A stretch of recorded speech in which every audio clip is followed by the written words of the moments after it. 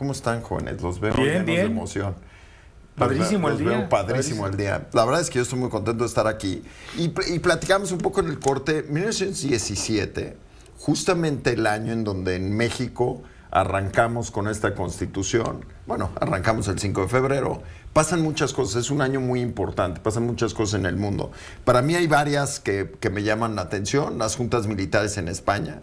Al mismo tiempo Estados Unidos, bueno, no al mismo tiempo, pero el mismo año Estados Unidos entra a la guerra en 1917.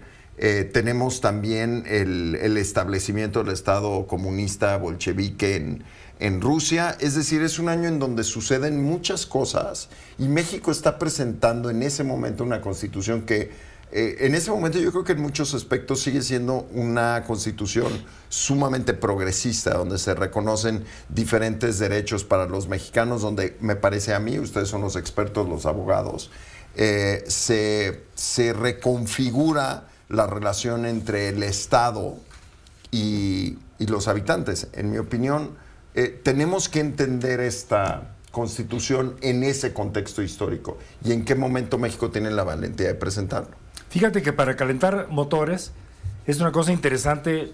Por ejemplo, no hubo mujeres en el constituyente del 17. Exactamente. Entonces es un dato interesante. Es un dato interesante. Dos.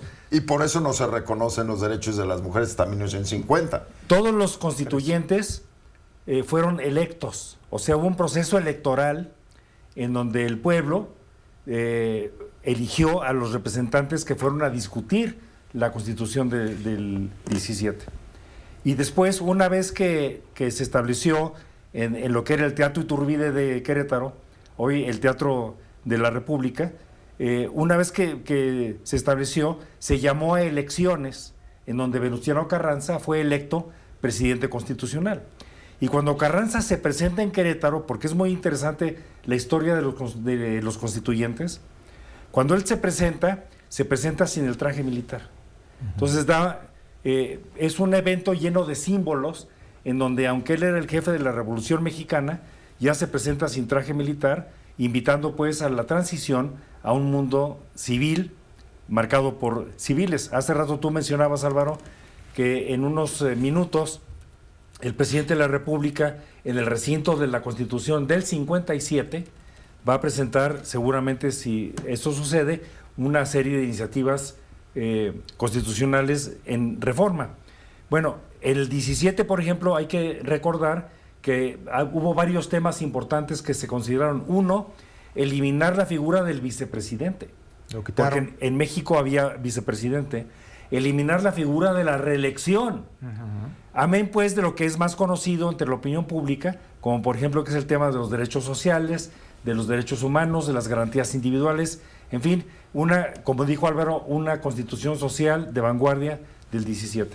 Fue muy interesante. Además en el contexto en el que se presenta, ¿no?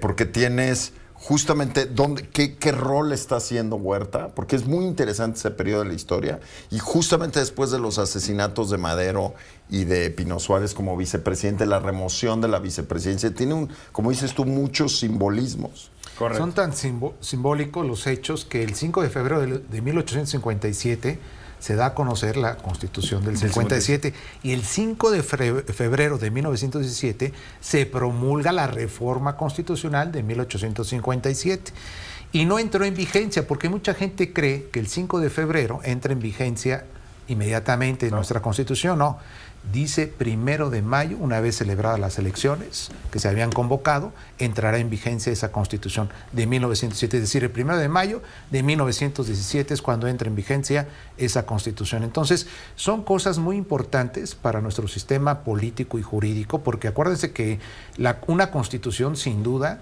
es un código político donde se plasman justamente en principio garantías individuales. Hoy actualmente con tantas reformas se llaman derechos humanos y sus garantías, ¿no? O sea, ha ido cambiando e evolucionando, por supuesto, la Constitución, pero el 17 es muy trascendental para estos hechos. Luis. Y además de ser una constitución progresista, pudiéramos decir que ha sido una constitución relativamente exitosa. ¿Por qué? Porque, como decía Bernardino, una constitución finalmente es la manifestación de la voluntad política de un pueblo en un momento determinado, ¿no? Es que la voluntad de ese pueblo en ese momento determinado ate a las generaciones futuras, ¿no? Esa es la noción de una constitución. No solamente la rigidez de su reforma, o sea, no solamente una constitución es constitución por la rigidez de su reforma, o sea, que sea de manera rígida su modificación, sino también el hecho de que manifiesta la voluntad del pueblo en un momento determinado para que rija las generaciones futuras. Eso ha provocado que en muchos países las constituciones comúnmente entran en estos procesos de desgaste que provoquen, una vez que entran las alternancias, que se trate de cambiar la Constitución. Tenemos el caso de Chile, que han buscado cambiar la Constitución de manera reciente y que han pasado por procesos de intentos de reforma a partir de la Constitución de los años 70, ¿no? Nuestra Constitución, si bien ha sido reformada, sus valores fundamentales no han sido cuestionados y permanecen vigentes hasta nuestra época. Habrá que ver qué presenta el presidente en unos escasos minutos para ver si esos valores fundamentales se modifican sustancialmente, porque la elección directa de magistrados, ministros y jueces será modificar fundamentalmente uno de esos valores fundamentales de nuestra Constitución. Si se eliminan los órganos autónomos, que si bien no forman parte de la Constitución del 17 de manera original, sí los hemos abrazado a partir de este modelo de Estado regulador que incorporamos en las décadas pasadas, todo eso habrá que plantearse y preguntarse, una vez que estén las propuestas en la mesa, si esa Constitución del 17, después de todos esos cambios, sigue siendo la misma, o si realmente ya no estamos regidos por la misma Constitución, ¿no? José Luis. Ha sido una constitución exitosa porque ha sido flexible de acuerdo a la realidad política mexicana. Pero si tomamos el parámetro del número de reformas, por ejemplo, la Constitución de Estados Unidos de Norteamérica ha tenido 27 enmiendas. La Constitución de Brasil ha tenido 70. La nuestra ha tenido más de 770 artículos reformados en más de 250 decretos correspondientes. Entonces, la Constitución del 17, la verdad de las cosas es que ya no existe. Era una Constitución de más o menos 21,000 palabras, y hoy la Constitución tiene más de 111,000 palabras. O sea, hoy tenemos 5 en número de espacio. Caben 5 constituciones de 1917. Correcto. Fíjate, en lo que tenemos ahorita. Sí, fíjate que son 136 artículos lo que tiene la Constitución actual. Correcto. Y se han reformado, es decir, en otras palabras, mejor dicho, solamente 18 no se han reformado. Ándale. El resto todos se han reformado, ¿no? Es importante esto porque, como bien también inclusive lo comentaba Luis en su momento, nuestra Constitución tiene un proceso legislativo para ser reformado. Es sorprendente, decía José Luis, 770 reformas constitucionales, reformas y adiciones. Cómo el legislador constantemente, cada vez que viene un presidente nuevo, es decir, que llega a gobernar cada 6 años, voy a cambiar la Constitución.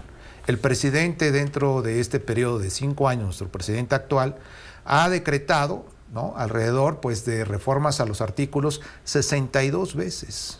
62 Peña Nieto, veces. 155. Peña Nieto 155, Felipe Calderón 110, si no más recuerdo, Ernesto Zedillo 77 o 65, es decir, todos tienen un proceso de cambio de idea del sistema político, y ahora hoy actualmente se habla inclusive hasta del jurídico, ¿no? Ese es un Pero, problema, ese es un problema de liderazgo mexicano. Desde la presidencia no hay una idea de lo que tiene que ser el Estado que dure más de 6 años, de cuates 8, en lo que después de los 6 se ponen de acuerdo para cambiar los próximos 4. Pero lo hemos visto en todo, lo hemos visto en obra pública, lo hemos visto en programas de educación, lo hemos visto, lo vemos en libros de texto. Los libros de texto cambian todo el tiempo, la idea de nación cambia todo el tiempo, y es que eso va...